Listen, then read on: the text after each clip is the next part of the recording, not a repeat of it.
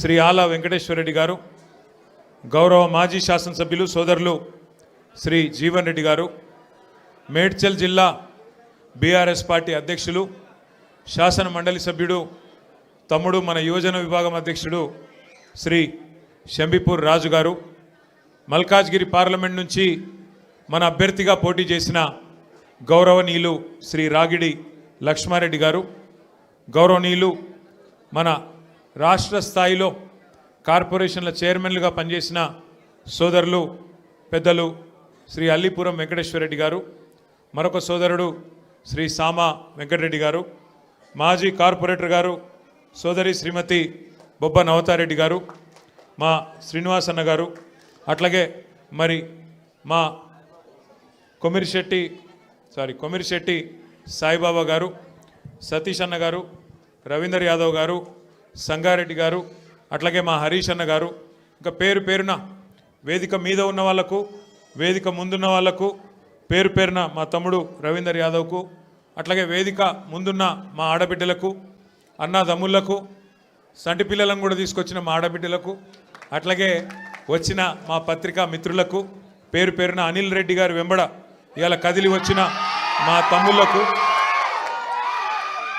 అనిల్ రెడ్డి గారు మరి అన్న నేను మళ్ళీ తిరిగి కేసీఆర్ గారి నాయకత్వంలో అయితేనే తెలంగాణకు న్యాయం జరుగుతుంది, కాబట్టి నేను కలిసి వస్తా, కానీ మీరు మా వాళ్ళందరినీ కలవాలంటే తెలంగాణ భవన్కు రావాలంటే ఒక 1000 మంది వస్తాం, కానీ మీరు ఆల్విన్ కాలనీకి వస్తే ఒక 5-6 వేల మంది వస్తారన్నా, మీరు రావాలి అని అడిగిండు. నేను చెప్పిన ఎక్కువ మందిని కలుసుడే సంతోషం తమ్మి, నేనే వస్తా అని చెప్పిన. పాపం తమ్ముడు అక్కడనే ఒక ఫంక్షన్ హాల్ బుకింగ్ చేసిండు, అన్ని మొత్తం మిమ్మల్ని అందరినీ పిలిస్తే ఇక మీ ఎమ్మెల్యే గారు కేసీఆర్ దయతోని మీ ఆశీర్వాదంతో మీరందరూ ఓట్లేస్తే కారు గుర్తు మీద గెలిచిన ఎమ్మెల్యే ఇవాళ మరి మన పార్టీలోకి అనిల్ రెడ్డి వస్తానంటే ఆ ఫంక్షన్ హాల్లోనికి ఫోన్ చేసి బెదిరించిండట. అట్లెట్లు ఇస్తావు, ఏం సంగతి నీకు, నీ సంగతి చూసుకుంటా, మా వెనక వీడున్నాడు వాడున్నాడు అని చెప్పి ఆయన చెప్పిండట. పాపం ఫంక్షన్ హాల్ ఆయన భయపడి ఆయన వెనకకు పోయిండు. దాంతో అనిల్ని ఇంకా చాలా ఇబ్బంది పెట్టిండ్రు, ఇంకా చాలా బెదిరించే ప్రయత్నం కూడా చేసినారు. కానీ సతీష్ను కూడా, మన ఎర్రబెల్లి సతీష్ని కూడా ఇబ్బంది పెట్టే ప్రయత్నం చేస్తూనే ఉన్నారు. కానీ ఇవాళ మొక్కవోని ధైర్యంతో వేలాదిగా మా ఆడబిడ్డలను అన్నదమ్ములను తీసుకొని పార్టీలోకి విచ్చేస్తున్న మీకు మళ్ళొక్కసారి తిరిగి హృదయపూర్వకంగా సుస్వాగతం తెలియజేస్తూ, ఒకటి మాత్రం పక్కా, 2 ఏళ్ళు అయిపోయింది ప్రభుత్వం వచ్చి, మీరు చూస్తున్నారు ఏం జరిగిందయ్యా. కాంగ్రెస్ ప్రభుత్వం మార్పు అని చెప్పి ఊదరగొట్టి ప్రజలకు హామీలు ఇచ్చి అధికారంలోకి వచ్చి 2 ఏళ్ళయి ఏం జరిగింది, ఏం ఒరిగింది అంటే 3 జరుగుతున్నాయి: కూల్చివేతలు, పేల్చివేతలు, ఎగవేతలు. గంతే. ఈ ప్రభుత్వం ఏందయ్యా అంటే కట్టే కొట్టే తెచ్చే అని చెప్పినట్టు కూల్చివేతలు, పేల్చివేతలు, ఎగవేతలు. కూల్చివేతలు హైడ్రాన్ పెట్టి పేదోళ్ళ ఇల్లు కూలగొట్టుడు, మొత్తం ఆల్విన్ కాలనీకి వెళ్ళి మొదలు పెడితే అన్ని బస్తీలలో ఇల్లు కూలగొట్టుడు తప్ప ఒక్క హైదరాబాద్లో ఒక ఇటుక పెట్టింది లేదు, ఒక ఇల్లు కట్టింది లేదు. ఇందిరమ్మ పేరు చెప్పుకొని బతుకుడు తప్ప ఒక్కటంటే ఒక్కటి మంచి పని మాత్రం గరీబోళ్లకు చేసింది లేదు ఈ ప్రభుత్వం వచ్చినాక. రెండోది పేల్చివేతలు. ఈ లంగలే ఈ కాంగ్రెస్ వాళ్ళే ఆ కాళేశ్వరంలో ఉన్న మేడిగడ్డ బ్యారేజ్ని వీళ్ళే వెలిచిండ్రు. తర్వాత ఇప్పుడు మన చెక్ డ్యాములు వెలుస్తున్నారు. ఒకటి కాదు 2-3 వెలిచిండ్రు ఇప్పటికే. కేసీఆర్ గారేమో కడితే ఈ దరిద్రులు వచ్చిన తర్వాత పేల్చి పారేస్తున్నారు చెక్ డ్యాములు. ఇక మా వెంకటేశ్వర రెడ్డి గారు ఇక్కడ ఉన్నాడు. ఆయన ఒక్క కాన్స్టిట్యున్సీలనే కేసీఆర్ గారు దేవరకద్ర, మహబూబ్నగర్, వెనుకబడ్డ నియోజకవర్గం అని చెప్పి పెద్ద ఎత్తున అక్కడ ఒకటే కాన్స్టిట్యున్సీలో దగ్గర 10-20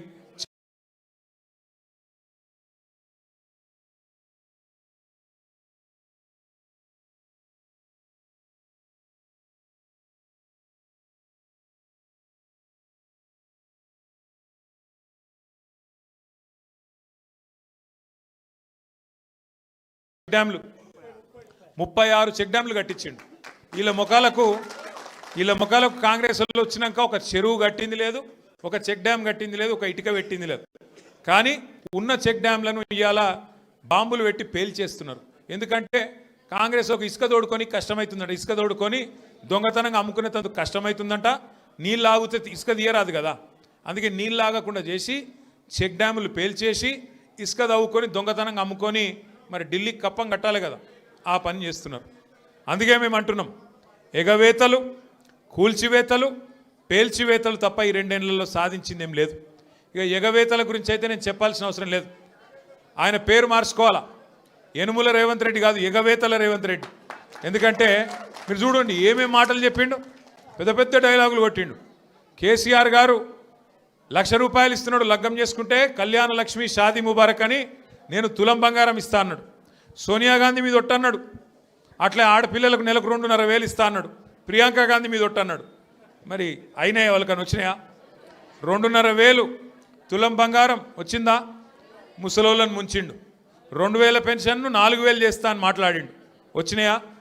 ఇవేవి కాలేదంట. కానీ ఇప్పుడు 1,00,000 మంది ఆడోళ్ళని కోటీశ్వర్లు ఎత్తారట ఈ మొగోడు. ఏది ఒక్కరినిద్దరిని కాదు, తెలంగాణలో ఉన్న 2 కోట్ల మంది ఆడపిల్లలు ఉంటే అందులో 1,00,000 మందిని కోటీశ్వర్లు చేసేదాకా ఇడిచిపెట్టాడట. ఎట్లుంది ఇదంటే ఏమంటారు చూడు, కూట్లే రాయి తీయలేనాడు ఎట్లా రాయి దిగిస్తాను బయలుదేరినట. నెలకు 2,500 ఈయనకి ముఖం లేదు, కానీ నేను మొత్తం 1,00,000 మంది ఆడపిల్లల్ని కోటీశ్వర్లను చేస్తా అంటుండు. 1,00,000 మందిని కోటీశ్వర్లు చేయాలంటే నాకు కొద్దిగా లెక్కలు చక్కగా రావు. 1,00,000 మందిని కోటీశ్వర్లు చేయాలంటే ఎన్ని కోట్లు కావాలి తల్లి? 1,00,000 కోట్లు కావాలి. మరి మన బడ్జెట్ ఎంత? 3,00,000 కోట్లు. ఎన్ని రోజులు కావాలి మరి? మీరు నేను బతుకుంటామా? 1,00,000 మంది కోటీశ్వర్లు కావాలంటే గింత లంగ మాటలు, గింత దొంగ మాటలు, పెద్ద పెద్ద గొంతేసుకొని వరుతున్నాడు. నిన్న మొన్న మీరు చూసారు. నాకు నిజంగా ఒకటి అర్థం కావట్లేదు. ఇప్పుడు ఎవరన్నా నువ్వు ఎక్కడికి వెళ్ళి వచ్చినావు, అసలు నువ్వు ఎక్కడికి వెళ్ళి మొదలైంది నీ ప్రయాణం? రోడ్ల మీద అయినా పెయింటింగ్లు వేసుకుంటుండే పాపం రేవంత్ రెడ్డి గారు. మంచిదే, తప్పేం లేదు. చిన్న స్థాయికి వెళ్ళి పెద్ద స్థాయికి ఎవరైనా రావాల జీవితంలో, తప్పు లేదు. కానీ మంచి పనులు చేసి రావాలి. లంగ పనులు చేసి, దొంగ పనులు చేసి, బ్యాగులు మోసి, సంచులు మోసి, దొరికిపోయి జైలుకు పోయి మళ్ళీ అదేదో పెద్ద గొప్ప విషయం అన్నట్టు మళ్ళీ దానికి పోజులు కొట్టుకుంటా. సరే నీ కిస్మత్ బాగుంది, పేమెంట్ కోటాల ఢిల్లీలో పైసలు ఇచ్చినావు, ముఖ్యమంత్రి పదవి తెచ్చుకున్నావు, అందరికి ఎరికేది. ఇప్పుడు కూడా నెలకు ఢిల్లీ పైసలు పంపుకుంటా పదవి కాపాడుకుంటున్నావు. సంతోషం, నువ్వు కాపాడుకో. కానీ ఆ పదవిలోకి వచ్చినోనికి సంతోషం ఉండాలి, కానీ ఏడిపోయిందిరా నాయన. రోజు మీరు చూడు, టీవీ పెడితే చాలు తిట్ల పురాణం తప్ప ఏముండదు. మీరు గట్టిగా అడిగినారు అనుకో, ఏమాయిరా భయ్ 2,500 ఉన్నాయని చెప్పి మీరు అడిగినాక ఆడపిల్లలు పోయి మీ గుడ్లు వీకి గోటీలు ఆడుతా అంటాడు. వీడెక్కడ ముఖ్యమంత్రి? ముసలోళ్ళు పోయి ఏమాయిరా భయ్ మరి 2,000 పెన్షన్ 4,000 ఎత్తానో, 100 రోజులు లాంటివి నరికితివి ఏడవన్నావు తమ్మి అంటే నీ పేగులు తీసి మెడలు వేసుకుంటా అంటాడు. అట్లాగే మన విద్యార్థులు పోయి ఏమయ్యా మరి 2 లక్షల ఉద్యోగాలన్నావు, ఏం సంగతి అంటే నీ లాగుల తొండలు ఇడిచిపెడతా. వీడేం ముఖ్యమంత్రి, వీందేం భాష, నాకు అర్థమే కాదు. అరే 2 ఏళ్ళకి వెళ్ళి ఏం చేసినవారు అయ్యాను అంటే లాగుల తొండలు ఇడుస్తా, మెడల బేగులేసుకుంటా, గుడ్లు వీకి గోటీలాడతా, నీ అమ్మ నీ అయ్య గీదా భాష. మాకు రాదా భాష? మాట్లాడమంటావా? హైదరాబాద్లో పెరిగినోని నేను. మాట్లాడమంటే ఉర్దూలా, హిందీలా, తెలుగులా, ఇంగ్లీష్లా పొల్లు తిట్టే తెలివి నాకు కూడా ఉంది. మాకు కూడా వస్తుంది భాష. హైదరాబాద్ గల్లీలలో పెరిగిన నేను. నువ్వేడో ఊరికెళ్ళి వచ్చినావు, సరే రా పర్వాలేదు, నీ అదృష్టం బాగుంది, ముఖ్యమంత్రి అయినావు, చేయి. రోజు ఏడుచుడు ఎందుకు? మేము ప్రతిపక్షంలో ఉన్నాం, నువ్వు అధికారంలో ఉన్నావు. ఇక అంటారు చూడదు సామెత, కనకపు సింహాసనం మీద శునకం కూర్చోబెట్టినట్టు నిన్ను ఆడ కూర్చోబెట్టిన పాపానికి రోజు అరసుడే. రోజు అరిసి నిన్న మొన్న కొడంగల్లో చూసిన. కొడంగల్లో ఆయన సర్పంచులు గెలిపించుకున్నాడంట. గెలిపించుకుంటే సంతోషంగా బువ్వ పెట్టాలి, 4 మంచి మాటలు చెప్పాలి, ఇవి రాష్ట్రంలో ఉన్న పల్లెలకు ఫలానా చేస్తా, నేను ముఖ్యమంత్రి అని చెప్పాలి. రోజు అరసుడు. నాకైతే డౌట్ వస్తున్నది, ఎంత ఒరులుతున్నాడు, ఎంత అరుస్తున్నాడు అంటే ఆ గీతమ్మ ఉన్నది ఆయన భార్య, ఆమె చెప్తున్నా నేను తల్లి గీతమ్మ జల్దీ కట్టేయి, లేకపోతే ఆయన ఎవరైనా కరిసినా కరుస్తాడు వీడు. ఎందుకంటే ఇప్పుడు రోజు అరిసి పిచ్చిలేసిపోయేటట్టున్నది, కరిసేటట్టు తయారైంది రోజుకు. నేనేమంటున్నా అంటే ఏనుగు పోతుంటే మస్తు జంతువులు మొరుగుతుంటాయి, నక్కలు, కుక్కలు. మనం పెద్ద పట్టించుకునే అవసరం లేదు. మనం ఒకటే, కేసీఆర్ లాంటి ఏనుగు ఆయన ఎంత స్థాయి మనుషులు నేను మీకు చెప్పాల్సిన అవసరం లేదు. ఇలా ఆయన తిడుతా ఉన్నాడు తెల్లారలేస్తే. ఒకరోజు ఆయన చచ్చిపోవాలని కోరుకుంటాడు, ఇంకో రోజు ఆయన కాలు ఇరిగింది అంటాడు, ఇంకో రోజు ఇంకేదో అంటాడు. అరే అయ్యా నువ్వు ముఖ్యమంత్రివి, చెయ్యి, నువ్వు శపథాలు చేస్తున్నావు కదా, కేసీఆర్ను మళ్ళీ లేకుండా చేస్తా, మళ్ళీ రాకుండా చేస్తా అంటున్నావు కదా. నిజంగా నీకు నిజంగానే నీకు సత్తా ఉంటే, నిజంగా నీకు అంత టాలెంట్ ఉంటే చెయ్యి శపథం. 1,00,000 మంది ఆడపిల్లలకు రేపటి నుంచే నెలకు 2,500 రూపాయలు ఇస్తాను, జనవరి 1 నుంచి శపథం చేయి, నేను చూస్తా. తులం బంగారం నేను జనవరి 1 నుంచి ఇస్తా అని చెప్పు, శపథం చేయి. చెప్పు 4000 పెన్షన్ సంక్రాంతికి వెళ్ళి ఇస్తా, 2 ఏళ్ళకి వెళ్ళి తప్పించుక తిరిగిన దొంగను నేను, కానీ ఇప్పుడు ఇస్తా సంక్రాంతికి వెళ్ళని చెప్పు దమ్ముంటే. గా శపథాలు చేయి. వీటితో ఏమవుతుంది? నీ ఉపన్యాసాలు ఊకదంపు డైలాగులు ఏమొచ్చేది ఉన్నది వాటితోని? నోటి తీట తిరుగుతుంది తప్ప ఏం రాదు. మాకు రాదా తిట్టనికి? మాకు కూడా వస్తుంది, కానీ నీకు కాదు. నీ కుర్చీకి గౌరవం ఇచ్చి ఊకుంటున్నాం. కానీ ఒకటి మాత్రం నేను పక్కా చెప్తున్నా, దయచేసి మిమ్మల్ని అందరినీ కూడా కోరుతున్నా, మీరు మాత్రం హైదరాబాద్ జనాలకు మీకు పాదాభివందనం చేసినా నేను ఏం చేసినా కూడా తక్కువనే నేను. ఎందుకంటే మామూలు విషయం కాదు. హైదరాబాద్ చరిత్రలో ఎన్నడూ వరుసగా 2 సార్లు, ఒక్కసారి కాదు, కార్పొరేషన్ ఎన్నికల్లో ఎవ్వలతో సంబంధం లేకుండా డైరెక్ట్గా టీఆర్ఎస్ పార్టీని, బీఆర్ఎస్ పార్టీని మీరు గుండెల్లో పెట్టుకొని గెలిపించి మమ్మల్ని మళ్ళీ కార్పొరేషన్ 2సారి కూడా మా చేతిలో పెట్టింది. అట్లాగే మొన్న శాసనసభ ఎన్నికల్లో కులం లేదు, మతం లేదు, అన్ని కులాలు, అన్ని మతాలు, హిందువులు, ముస్లింలు, క్రిస్టియన్లు గుండెల్లో పెట్టుకున్నారు గులాబీ జెండాను. 24 సీట్లు హైదరాబాద్లో ఉంటే ఒక్క సీటు కూడా మీరు కాంగ్రెస్కి ఇయ్యలే. ఒక్కటంటే ఒక్క సీటు ఇయ్యలే కాంగ్రెస్కి, నమ్మలే మీరు. అట్లాగే ఒక్క సీటు అడ్డిమారి గుడ్డి దెబ్బల బీజేపీకి పోయింది, ఒక్క సీటు తప్ప మొత్తం సీట్లు బీఆర్ఎస్కే మీరు అప్పచెప్పిండ్రు. మీకు అందుకే పాదాభివందనం చేసినా తక్కువనే, మీరు చేసిన మరి మేలుకు. నేను మీకు ఒకటే మాట ఇస్తున్నా, శేర్లింగంపల్లి నియోజకవర్గంలో గత 10 సంవత్సరాల్లో కేసీఆర్ గారి నాయకత్వంలో 10,000 కోట్ల రూపాయలతో మనం అభివృద్ధి కార్యక్రమాలు చేసుకున్నాం. ఫ్లైఓవర్లు, అండర్ పాస్లు, మంచినీళ్లు, సీసీ రోడ్లు, మోరీలు చేయగలిగితే మంచి చేసినాం. 1 లక్ష డబుల్ బెడ్రూమ్ ఇల్లు కట్టిన మొత్తం హైదరాబాద్ కలిపి, అందులో శేర్లింగంపల్లికి కూడా ఒక 4,000 వచ్చినాయి. సరే పిండి కొద్ది రొట్టె, ఇంకా కూడా చేయాలని ఉండే, ఈసారి చేద్దాం ఇంకా అన్ననే ఒక ఆరాటం ఉండే. కానీ ఇవాళ కాంగ్రెస్కి అధికారం వచ్చింది. ఊర్లలో ఉండే ప్రజలు వీళ్ళు చూపెట్టిన ఆశలకు మోసపోయి వాళ్ళకు ఓట్లేసిండ్రు. ఓట్లేసిన వాళ్ళు ఇవాళ బాధపడి సర్పంచ్ ఎన్నికలు వస్తే మళ్ళా మంచిగా కాంగ్రెస్కు బుద్ధి చెప్పి 40% దాకా సర్పంచులు మనోళ్ళని గెలిపించినారు. రేపు నిజంగా మార్పు అంటే ఒక ఇది మార్పుకు సంకేతం. నిజమైన మార్పు ఊర్లలో స్టార్ట్ అయింది. హైదరాబాద్లో కూడా చాలా అవుతుంది, ఎందుకంటే చూస్తున్నారు అందరూ నిజంగా వీళ్ళతో ఏమైనా అవుతుందా, ఏమైనా చేస్తారా అని. ఒక్కసారి మీరు ఆలోచన చేయండి, ఎట్లున్నది ప్రభుత్వం. ఇవాళ రెవెన్యూ మంత్రి కొడుకేమో గుండగాళ్ళని వేసుకపోయి ఇవాళ భూముల మీద పడ్డాడు, భూములలో పడి కబ్జాలు చేస్తున్నాడు. ఆయన మీద పాపం ఒక ఆయన ఎస్ఐ గారు, ఎస్ఐఓ సిఐఓ, ఆయన ఇన్స్పెక్టర్, ఆయన హబీబుల్లా ఖాన్, ఆయన పేరు హబీబుల్లా ఖాన్ అని చెప్పి నిజాయితీ గల పోలీస్ ఆఫీసరు రెవెన్యూ మంత్రి కొడుకు దౌర్జన్యం చేస్తుంటే, భూముల కబ్జా చేస్తుంటే ఆయన మీద కేసు పెట్టిండు. కేసు పెడితే ఇప్పుడు ఆ పోలీస్ ఆయన తీసుకుపోయి ఎక్కడనో లూప్ లైన్లో వారేసిండ్రు. హబీబుల్లా ఖాన్కు ఇవాళ నిజాయితీగా పనిచేసినందుకు నజరానా ఇచ్చిండ్రు. ఏం నజరానా ఇచ్చిండ్రు? తీసుకుపోయి ట్రాన్స్ఫర్ చేసి ఎక్కడనో ఊరవతల వారేసినారు. అట్లే ఇంకో మంత్రి బిడ్డ చెప్తున్నది, తుపాకీ పెట్టినట పారిశ్రామికవేత్తలకు తలకు. ముఖ్యమంత్రి గారి ఇంటెన్క గెస్ట్ హౌస్లో తుపాకీ తలకు పెట్టి పైసలు వసూలు చేస్తున్నారు. ఇక ఇట్లా తయారైంది. ఇక మీ ఎమ్మెల్యే ఉన్నాడు, పేరేమో గాంధీ, చేసే పనులని గాడిసే పనులు, ఒక్కటి సక్కడి పని లేదు. 11 ఎకరాలు కబ్జా పెట్టిండు కుత్బుల్లాపూర్లో, 11 ఎకరాలు కబ్జా పెట్టిండు. మొన్న మనోళ్ళందరూ పోయినరు కబ్జా పెట్టి. ఇప్పుడు ఆ కబ్జా పెట్టిన భూమి కోసం మీరు గెలిపిస్తే బీఆర్ఎస్ పార్టీలా అందులో పోయి జొరవడ్డాడు. ఎంత గలీజ్ అంటే పరిస్థితి. వీళ్ళ పరిస్థితి ఎట్లా తయారైందంటే ఎమ్మెల్యేలది మన పార్టీలోకి వెళ్ళిపోయి ఆ పార్టీలో చేరిన వాళ్ళది ఇవాళ వాళ్ళు ఏ పార్టీ చెప్పుకోలేని పరిస్థితులు ఉన్నారు. ఏమాయిరాబాయ్ నువ్వు కాంగ్రెస్ పార్టీ బీఆర్ఎస్ పార్టీ అంటే ఎమ్మెల్యేలు స్పీకర్ గారికేమో మేము బీఆర్ఎస్ పార్టీ అని ఉత్తరం రాస్తున్నారు, బయటనేమో కాంగ్రెస్ కండువాలు వేసుకొని తిరుగుతున్నారు. ఇక స్పీకర్ గారేమో కళ్ళుండి చూడలేని ధృతరాష్ట్రుడు అయిపోయింది పాపం. ఆయన కనబడతలేదంట. గాంధీ కాంగ్రెస్లో తిరిగేది మీ అందరికీ తెలుసు గల్లీలలో అని స్పీకర్కు తెలుస్తలేదంట. గాంధీ మంచోడు, చాలా మంచోడు, ఆయన బీఆర్ఎస్ పార్టీలోనే ఉన్నాను అన్నాడు.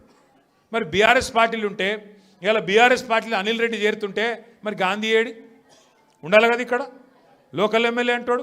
నిజంగా మన పార్టీలు ఉంటే ఇక్కడ ఉండాలి కదా. ఇక ఎట్లుందంటే ఇలా పరిస్థితి. ఇప్పుడు మనుషులలో 2 రకాలు ఉంటారు, అయితే లేడీస్ ఆడోళ్ళు లేదా మొగోళ్ళు. మరి ఇప్పుడు మీ ఎమ్మెల్యే ఆడనా మొగనా మాకైతే అర్థమవుతలేదు. ఏమిటిది ఆయన? ఏ పార్టీ? కాంగ్రెసా బీఆర్ఎసా? చెప్పుకొని గంత భయమైంది.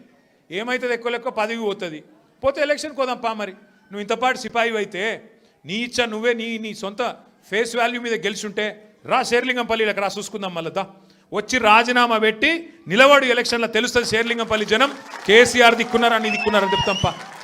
ఈ చేతగానోళ్ళు 10 మంది సిగ్గులేనోళ్ళు మీరు గెలిపిస్తే అందులో పోయి జొర్రిను. పోనీ సొరిచాన్లో దొరినామని చెప్పొచ్చు కదా, భయం అవుతుంది.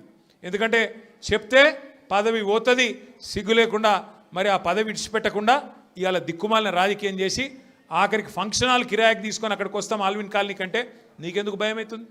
ప్రజాస్వామ్యంలో ఎవరు చెప్పేది వాళ్ళు చెప్తారు, ఆఖరికి ప్రజలు నిర్ణయం తీసుకుంటారు ఎవరు కరెక్టు ఎవరు తప్పు అని.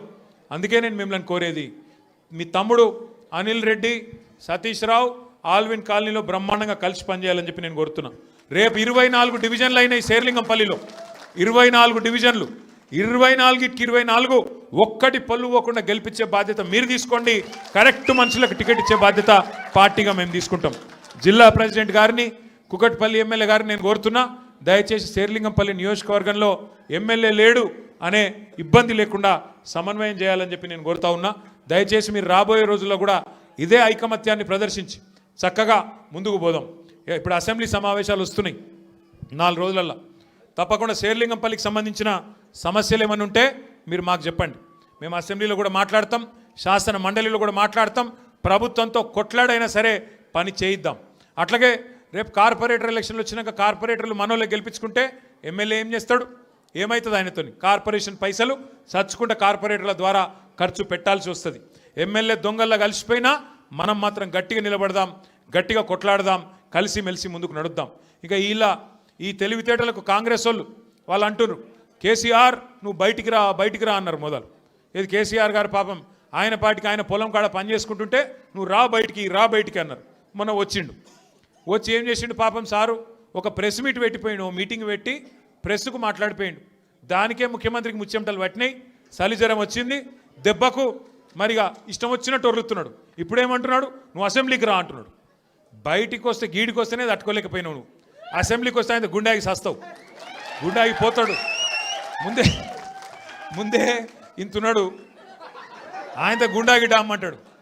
ఇప్పుడు ఇవాళ రేపు ఎట్లయిపోయిందంటే నిజంగా బాధ అనిపిస్తుంది. నాకు తిట్టాలని లేదు కానీ బాధ అనిపిస్తుంది. ఇప్పుడు మా లీడరు అన్నది పక్కకు పెట్టు, తెలంగాణ తెచ్చిన నాయకుడు అన్నది పక్కకు పెట్టు, 2 సార్లు ప్రజలు గెలిపించిన ముఖ్యమంత్రి అనేది కూడా పక్కకు పెట్టు. మా నాయన కదా, మా నాయన తిడితే కొడుకుకు రేషం రాదా? ఇక్కడ దాకుంది కోపం, ఇక్కడ దాకుంది. దొరికితే ఎడమకాలు చెప్పు తీసుకొట్టాలని ఉంది. కానీ ఏం చేయాలి? ప్రజాస్వామ్యం. ఎకతక్క మాట్లాడితే మళ్ళీ ఏమంటారు? అగో వీనికి అహంకారం ఉంది రాబోయ్ అంటారు. అహంకారం నాదా ఆయనదా? నేను గుంటూరులో చదువుకున్నా అంటాడు. అరే నేను గుంటూరులో చదువుకుంటే నీకేం వచ్చింది రాబోయ్? నాకు అర్థం కాదు. అప్పుడు ఆంధ్రప్రదేశ్ కలిసి ఉండే, నేను గుంటూరులో చదువుకున్నా, మళ్ళీ హైదరాబాద్లో చదువుకున్నా, పూనాలో చదువుకున్నా, అమెరికాలో చదువుకున్నా, నేను ప్రపంచం అంతా చదువుకున్నా. నీ లెక్క చదువు సందే లేకుండా తిరగలేదు. మీ అమ్మాయి నీకు చక్కగా తొవ్వ చూపెట్టలేదు, నేనేం చేయాలి? దానికి నీ ఏడిపోయింది నా మీద. అవో వీనికి ఇంగ్లీష్ వస్తుంది అంటాడు. అరే నాకు వస్తే నీకేం నొప్పిరా నాయన? నేర్చుకో. నేను హిందీ నేర్చుకున్నా, ఉర్దూ నేర్చుకున్నా, రేపు అవసరమైతే గోర్మాటి భాష నేర్చుకుంటా. నువ్వు నేర్చుకో. నేను ఎవడన్నా ఆపిండా? నిన్ను వద్దన్నాడు ఎవడన్నా? నువ్వు కూడా నేర్చుకో. దానికి కూడా ఏడిపోయి నా మీద. నేనేం చేసిన? ఇంకొక అంటే నాకు ఎక్కడ గమ్మత్ అనిపిస్తుంది అంటే, నేను ఆంధ్రాకి పోయి ఇంటర్మీడియట్ చదువుకుంటే తప్పట, కానీ ఆయన ఆంధ్రాకి వెళ్ళి అల్లుడిని మాత్రం తెచ్చుకోవచ్చట. ఈ అమ్మ ఇది ఎక్కడ కథ రాబోయ్? అందుకే ఇక ఆయన పేరు ఏం పెట్టినట్టుగా నేను ఇట్లా లాభం లేదని చెప్పి మనోని పేరుగా అల్లుడు భీమవరం కదా, అందుకే ఈయన చిట్టినాయుడు పేరు కూడా భీమవరం బుల్లోడు అని పెడితే అయిపోతుంది. ఓకే వెలుగు భీమవరం బుల్లోడు మనకు నీతులు చెప్తున్నాడు. అరే ఆంధ్ర అంటే మరి ఆంధ్ర వాళ్ళ ఓట్లు కావాలి, ఆంధ్ర వాళ్ళ చుట్టూ తిరగాలి, కానీ మళ్ళీ ఆంధ్రాని మాత్రం నేను పోయి చదువుకుంటే నీకు నచ్చినది. నీకేం బాధ అవుతుంది? నాకు అర్థం కాదు. ఇంకొక మాట నాకు అర్థమే కాదు. ఇప్పుడు ఇక్కడ ఉన్నారు మీరు, ఇంతమంది ఉన్నారు, చాలామంది పిల్లలు మన హైదరాబాద్కి వెళ్ళి, మన తెలుగు రాష్ట్రాలకు వెళ్ళి చాలామంది చదువు కోసమో ఉద్యోగం కోసమో వేరే దేశాలకు పోతారు. అమెరికా పోతారు, లండన్ పోతారు, ఆస్ట్రేలియా పోతారు, ఇంకొక ఆడికి పోతారు. ఆ దేశాలలో ఇళ్ళలో నౌకర్లు ఉండరు కదా. ఆ దేశాలలో ఏం చేయాలి? మనది మనమే పని చేసుకోవాలి, మన బట్టలు మనమే ఉతుక్కోవాలి, మన వంట మనమే వాడుకోవాలి, మన టాయిలెట్ మనమే క్లీన్ చేసుకోవాలి. ఈ పిచ్చోనికా ఏం తెలియదు. చదువుకున్న బాపతేనేమో తెలుస్తుండే. ఇక మాట్లాడతాడు, ఏమంటాడు? వీడు ఇప్పటికీ అమెరికాలో బాత్రూమ్లు కడుగుతూనే అంటాడు నన్ను. అరే అమెరికాలో నా బాత్రూమ్ నేను కడుక్కున్నా, నీకేం వచ్చిందిరా బాయ్? నాకు అర్థం కాదు. అమెరికాలో ఎవరిది వాళ్ళు చూసుకుంటారు, పని చేసుకుంటే కూడా తప్పేనా? ఎవరి ఇళ్ళలో వాళ్ళు బాసాన్లు తోముకుంటే తప్ప? ఎవరి ఇళ్ళలో వాళ్ళు బట్టలు ఉతుకుంటే తప్ప? అంటే మరి మా ఆడపిల్లలు మీరందరూ ఉన్నారు, ఇంటి పని అంతా మీరే చేస్తారు, మరి ఇంటి పని మొత్తం మీరు చేస్తే తప్ప అది? అట్లా మేము కూడా చదువుకున్నప్పుడు అమెరికాలో ఇంట్లో ఎవడుంటాడు? మరి ఎవరి పనాలు చేసుకోవాలి, ఎవరి గిన్నెలాలు దోముకోవాలి, ఎవరి బట్టలాలు ఉతుక్కోవాలి, ఎవరి టాయిలెట్లు క్లీన్ చేసుకోవాలి. తప్పేమున్నది అలా? దాన్ని పట్టుకొని టాయిలెట్లు క్లీన్ చేసేటోడు నీ లెక్క సంచులు మోయలే, నీ లెక్క దొంగ పనులు అయితే నేను చేయలే. ఇంకొక మాట ఏమంటాడు, నేనట మా అయ్య పేరు చెప్పుకొని బతుకుతున్నా అంట. అవు మా అయ్య గొప్పోడు, మా అయ్య తెలంగాణ తెచ్చిన మొగోడు మునగాడు, బరాబర్ చెప్పుకుంటా, తప్పేమున్నది. మా అయ్య పేరు నేను కాకపోతే ఎవడు చెప్పుకుంటాడు, నాకు అర్థం కాదు. మా అయ్య మొగోడు మునగాడు తెలంగాణ తెచ్చినోడు, బరాబర్ చెప్తా. మరి నేనేమంటున్నా, నువ్వు సకట్ పనులు చేస్తే నీ పిల్లలు కూడా నీ పేరు చెప్పుకుంటారు. నువ్వు లుచ్చ పనులు చేసినావు అనుకో, నీ మన్మడు కూడా నీ పేరు చెప్పుడే గాలంగా మన్మని అని చెప్పుకోడు. మంచి పనులు చేయి, నీ పేరు కూడా చెప్పుకుంటారు. నీలాగా దొంగలకు సద్దులు కట్టుడు, బ్యాగులు మోసుడు, వాళ్ళ సంకల్ నాకుడు, ఢిల్లీకి పేమెంట్ కోటాలో పైసలు చచ్చుడు, గవి మాతో కావు. కొట్లాడతాం, మొగాలలాగా కొట్లాడతాం, మునగాలలాగానే బతుకుతాం, తెలంగాణ పౌరుషంతో బతుకుతాం. నీలాగా బతుకం, ఢిల్లీకి గులాములక్క మాత్రం బతుకం. ఢిల్లీకి సంచులు మోసుకుంటా, ఢిల్లీలో పోయి బీజేపీలతో రాసుకొని పోసుకొని తిరుక్కుంటా, జడ్జీల కాళ్ళు పట్టుకుంటా, అయ్యో నన్ను కేసుల లోపల నుక్కకుర్రి అని చెప్పి డైవులు కొట్టుకుంటా, గా బతుకు అవసరం లేదు. బతికిన నాళ్ళు దర్జాగా బతుకుతాం, చచ్చినప్పుడు కూడా రాయలుగా చచ్చిపోతాం. అంతేగాని ఇట్లా చిల్లర పనులు చేయం. మీకు దయచేసి నేను ఒకటే కోరుతున్నా, ఆయన మళ్ళా అంటుండు కేసీఆర్ నట ముఖ్యమంత్రి కానియాడంట. నేను కూడా మీ అందరికి ఒకటే చెప్తున్నా, మీ అందరి దయ ఉంటే, మీ అందరి ఆశీర్వాదం ఉంటే ఖచ్చితంగా కేసీఆర్ సంగతి ఇడిచిపెట్టు, నిన్ను కొడంగల్లో కూడా మళ్ళీ గెలవనీయకుండా చేసే బాధ్యత మాది. నిన్ను కొడంగల్లో మళ్ళీ గెలవనీయకుండా మళ్ళీ అసెంబ్లీకి రానియకుండా చేసే బాధ్యత పార్టీగా మేమందరం, ప్రజలుగా మేమందరం తీసుకుంటాం. నువ్వు మాట్లాడే మాటలు, చేసే రోత పనులు, వాటికి ఇలా ప్రజలు అసహించుకుంటున్నారు, నోట్లో ఉంచుతున్నారు. ఏం మాటలే అవి, ముఖ్యమంత్రి టీవీ పెడితే పిల్లలు ఖరాబ్ అయ్యేటట్టున్నారు నీ భాష ఇంటే అని చెప్పి మొత్తం టీవీలు బంద్ చేస్తున్నారు. గసంటి పరిస్థితి వచ్చింది. ఏం అడిగిండు కేసీఆర్ గారు మొన్న, ఏమయ్యా పాలమూరు ప్రాజెక్ట్ని ఎందుకు పండబెట్టినావని అడిగిండు. ఏమైందయ్యా, 8 నెలలు అయింది, డీటెయిల్డ్ ప్రాజెక్ట్ రిపోర్ట్ కేంద్ర ప్రభుత్వం నరేంద్ర మోడీ వెనుకకు పంపిండు, నీకు సిగ్గులేదా ముఖ్యమంత్రి, అది వెంటనే మళ్ళా పంపి 90% పనులు పూర్తయిన ప్రాజెక్టు ఇంకొక 10 పైసలు పెడితే అయిపోతుంది చేసి మరి ఆ పాలమూరుకు నీళ్ళు అన్నాడు. తప్ప కేసీఆర్ గారు అన్నది? దానికి సమాధానం చెప్పే తెలివి లేదు, పిచ్చి మొరుగుడు మొరుగుతూ ఉన్నాడు. అట్లాగే కేసీఆర్ గారు ఏమన్నారు, కృష్ణా జలాల్లో అన్యాయం చేస్తున్నాడు నరేంద్ర మోడీ, భారతీయ జనతా పార్టీ ఖచ్చితంగా వాళ్ళని ఎదుర్కోవాలా, కొట్లాడాలా, ఢిల్లీలో ఏం చేస్తున్నారు నీ ఎంపీలు అని అడిగిండు. బీజేపీ ఎంపీలను అన్నాడు, కాంగ్రెస్ ఎంపీలను అడిగిండు. దాంతో ఇలా వాళ్ళకి సమాధానం చెప్పే తెలివి లేక ఇలా నోటికొచ్చినట్టు మాట్లాడుతున్నారు. ఇంకొక మాట ఏమన్నాడు కేసీఆర్ గారు, ప్రజలను నువ్వు మోసం చేసినావు, 6 గ్యారంటీలు అన్నావు, నెలకు 4,000 పెన్షన్ అన్నావు, తులం బంగారం అన్నావు, ఆడపిల్లలకు నెలకు 2,500 ఇస్తా అన్నావు, అన్ని 100 రోజుల్లో ఇస్తా అన్నావు, ఎప్పుడు ఇస్తావు, 2 ఏళ్ళు అయింది కదా అన్నాడు. తప్ప కేసీఆర్ గారు ప్రధాన ప్రతిపక్ష నాయకుడిగా ప్రజల తరపున ప్రశ్నించుడు తప్ప? ఇవన్నీ అడిగితే ఆయనకు బూతులు వస్తున్నాయి, కోపం వస్తున్నది. ఆయన రియల్ ఎస్టేట్ వ్యాపారానికి, ఆయన భూముల కుంభకోణానికి, ఫ్యూచర్ సిటీ పేరు మీద చేస్తున్న డ్రామాకు కేసీఆర్ గారు బలమైన వాదనతోని ప్రజలను మళ్ళొక్కసారి లేపి బయటికి తీసుకొస్తే ఆగమైతుంది బతుకని చెప్పి ఇష్టం వచ్చిన తిట్లు తిడుతున్నావు. మనం పట్టించుకునే అవసరం లేదు. మనం స్పష్టంగా ఒకటే పని చేసుకుంటూ పోదాం. ఎన్నిక ఏదైనా రేపు కార్పొరేషన్ ఎన్నిక వస్తుంది. హైదరాబాద్ను 3 ముక్కలు చేస్తారట. హైదరాబాద్ కార్పొరేషన్ 3 ముక్కలు చేస్తారట. చేసి 3 కార్పొరేషన్లు చేస్తారట. ఎన్ని కార్పొరేషన్లు చేసినా ప్రజలైతే గాలే కదా, ఓట్లు వేసేది మీరే కదా. మీకు అందరికీ ఎవరు మంచో ఎవరు చెడో మీకు తెలుసు.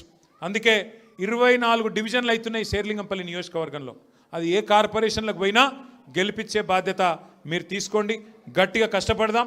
ఈ ఒక్క సంవత్సరం 2026 ఒక్కటి గట్టిగా కష్టపడితే ఇక 27లో దాదాపుగా ఎలక్షన్ వాతావరణం రాని వస్తుంది. 3 ఏళ్ళు పూర్తయిపోయినాయి అంటే ఎలక్షన్ వాతావరణం, అసెంబ్లీ ఎలక్షన్ వస్తుంది. మళ్ళీ తిరిగి కేసీఆర్ సార్ను మళ్ళీ తిరిగి తెలంగాణ రాష్ట్రానికి ముఖ్యమంత్రిగా చేసుకునే టైము తొందరలో వస్తుంది. కాబట్టి దయచేసి ఇంతకంటే ఎక్కువ నేను చెప్పను. మీరు చాలా దూరం నుంచి కష్టపడి నేనే అక్కడికి రావాల్సి ఉండే, फिर भी आप इतना दूर आए, हमारे बहनों से भी मैं शुक्रिया अदा करना चाहता हूँ. आप इतने दूर आए, आप इतने लोग आए और छोटे छोटे बच्चों को भी साथ लेके आए. मैं आपका तहे दिल से शुक्रिया अदा करता हूँ, आपका शुक्रगुजार हूँ. और మా ఆడబిడ్డలందరూ కూడా మరి అంత దూరం కించి వచ్చినందుకు థ్యాంక్ యూ. మళ్ళొక్కసారి మీకు నేను చేసే విజ్ఞప్తి, ఎన్నిక ఏదైనా గుర్తు కారు సారు, ఈ రెండు మళ్ళొక పూట ఎప్పుడో ఒక రోజు మళ్ళీ రమ్మంటుండే ఆల్విన్ కాలనీకి. ఈసారి చెప్పి పర్మిషన్ తీసుకొని కాదు, ఉత్తగానే వస్తా. అప్పుడు అందరం కలుసుకుందాం. జై తెలంగాణ.